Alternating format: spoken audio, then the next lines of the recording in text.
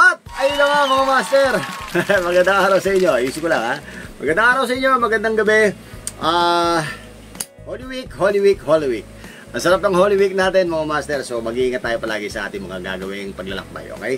So sasagutin na ito. Quick lang to mga master. Ang episode natin ngayon ay kung ano nga daw ba ang pinaka masarap o the best gamitin. Kung canto bar o loop bar. Pareho yan mga master, pareho kong nagamit yan sa aking paglalakbay. Yan ang pag-uusapan natin yan. Kung nalilito ka, kung hindi ka makapag-desisyon kung ano yung gagamitin mo, abay tama-tama itong mapapanood mo kung gusto mo mag-loop bar o mag-canto bar. Standby ka lang, babalik lang tayo, isang mabilis na paalala lang to. Ako po si Papa Jack at narito ko ngayon sa Bike Talk with Papa Jack.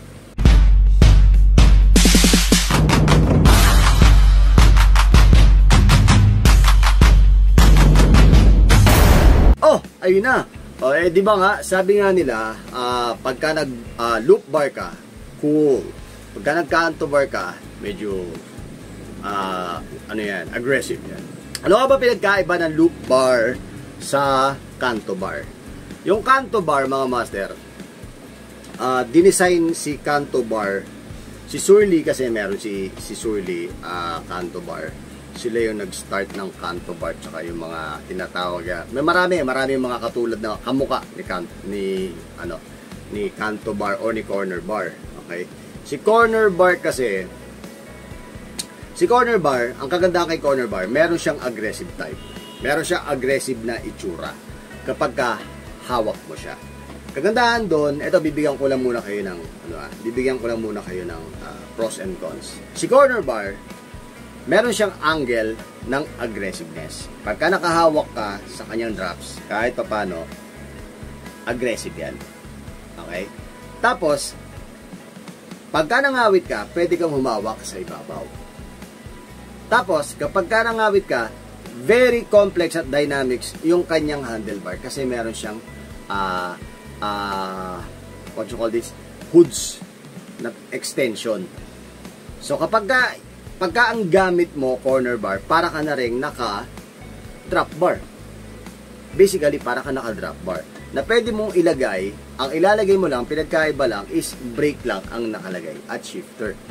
Hindi gaya ng naka-drop bar ka, STI, so especially, may hoods talaga, yung hoods talaga, yun yung STI mo. Unlike dito sa corner bar, ang hoods mo is bakal. Okay? Handlebar mismo. Tapos, naka-preno ka. So, yun ang advantage. Marami kang hawakan. Tapos, bukod doon, ang cons naman nun, kapag ka ikaw ay ayaw mo na touring, kapag ka ikaw ay gusto mo chill ride, lagi kang naka-drop. Lagi kang naka-yuko. Lagi kang naka-aggressive look. Kasi hindi ka pwedeng mag-relax. Magre-relax ka kapag nakaganyan ka.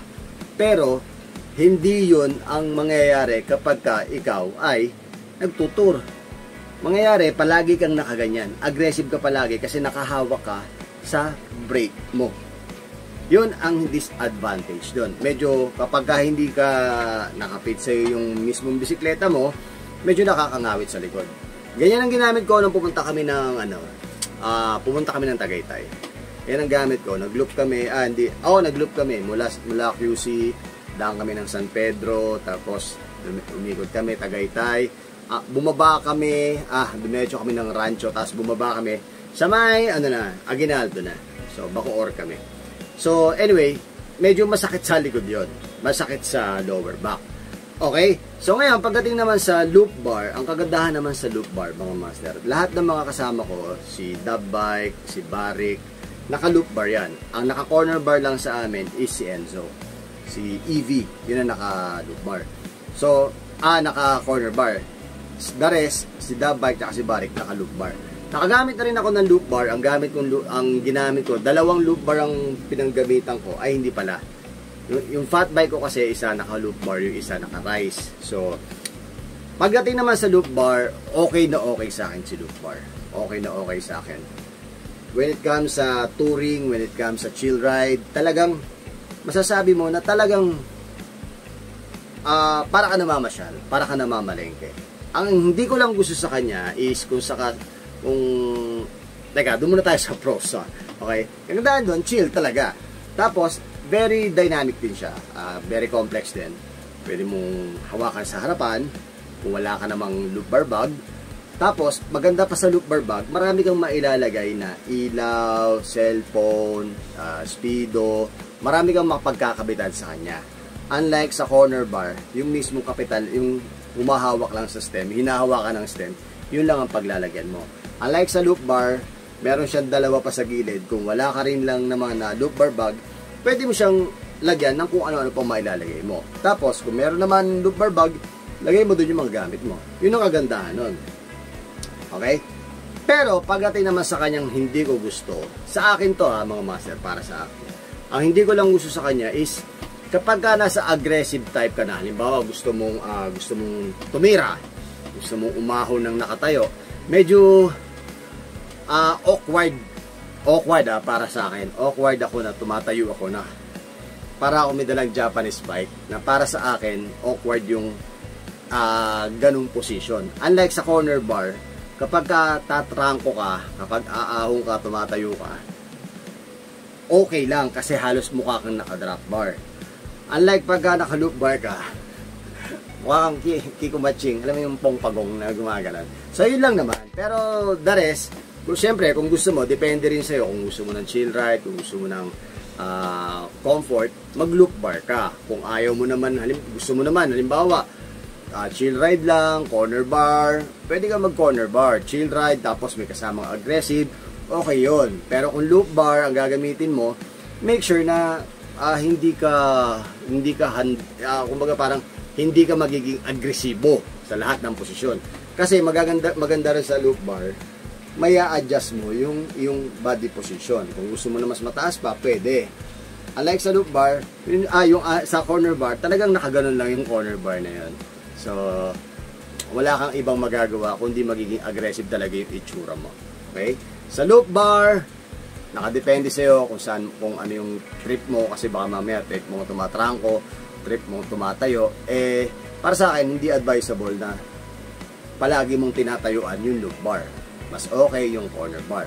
Pero kung ikaw naman ay chill rider, talagang namamasyal ka lang, hindi mo naman gusto ng matulin, hindi mo naman gusto ng pukpukan sa ahunan, na nakatayo ka pa, o kahit sa flat, mag-loop bar ka. Okay? So, sana nakatulong itong maliit na video natin, itong episode natin, kasi may nagtatanong, isang maliit lang na episode do. When it comes naman sa price pala, sa price kasi, merong mga loop bar nga pala, may gawa si Submit, may gawa si Weapon. So, pili ka lang kung alin doon. Tapos, sa corner bar naman, sa corner bar, may gawa si Surly, at meron din gawa yung mga manufacturer ng mga stainless. Pili ka lang kung ano din kung kasya sa budget mo. Okay? Sa lahat na may ride ngayong Holy Week na to, mag-iingat kayo mga master. Bago tayo matapos, shoutout muna natin ang OG Studio and Tattoos. Maraming salamat. Maraming salamat din sa Pack Gear Outdoor. Maraming salamat sa Stingray Therapeutics Spray at Rock and Roll. Palagi na daan, mahirap ang perdiso ko. Ako po si Papa Jack at narito ka ngayon sa Bike Talk with Papa Jack. At palagi na daan, humingi sa Diyos ng gabay para sa ating paglalakbay. Ciao!